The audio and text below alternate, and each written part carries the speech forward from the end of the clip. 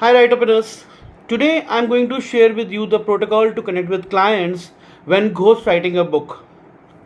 So these are the questions that you need to ask from your client when you are doing this to get writing assignments.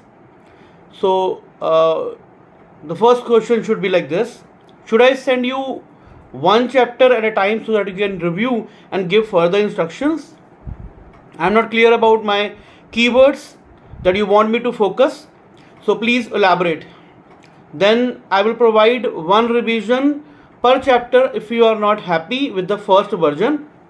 Then the fourth question could be, as book writing is a long project, so I would prefer to receive payments per chapter.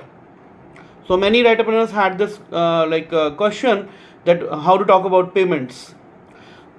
One revision is included in the fixed rates. Additional reviews will carry additional charges. So always charge for the additional reviews. Okay.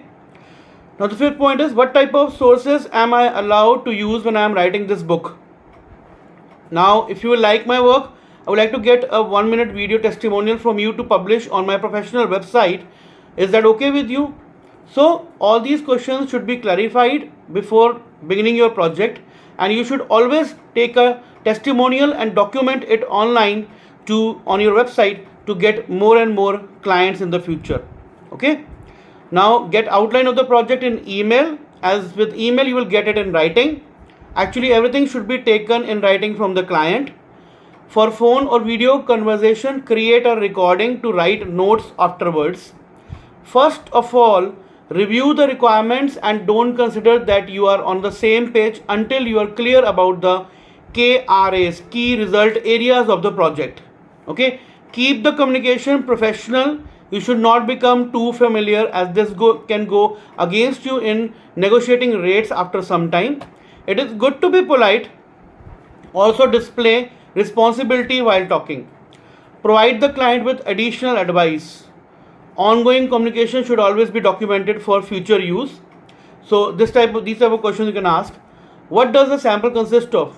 All the skeletal elements or just some of them? Do specify. Okay. A sample consists of all the elements of a write-up: title, summary, introduction, body with level headings, and conclusion with a call to action. Third is expectations regarding payment. What is the best way to get started with it if it is my first assignment? I'm asking this question because writers are usually taken for granted.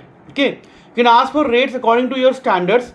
As you are not an aspiring writer anymore, so you can start with at least 1 rupees per word. Aspiring writers can start from 50, 60 paisa, 70 paisa per word in the beginning and gradually reach 1.5 to 3 rupees per word depending on their experience, branding and client networking and presence in Google, which is very important. Another good thing is that if you are creating your micro niche with me and you're getting down to one subject, then you will be able to learn and earn more from that one subject if you are focusing on sites like fiverr.com and freelancer.com, truelancer.com, like this. But if you want to write on all the subjects, then you can become an average writer like all other people, and you can get down to rates ranging from 1 to 2 rupees per word. Okay, so 1 rupee per word is a good thing to, and standard industry standard to start with, and reaching 2 rupees per word is good for you. So go ahead and start applying for all the jobs that I am sharing with you in the groups and broadcasts.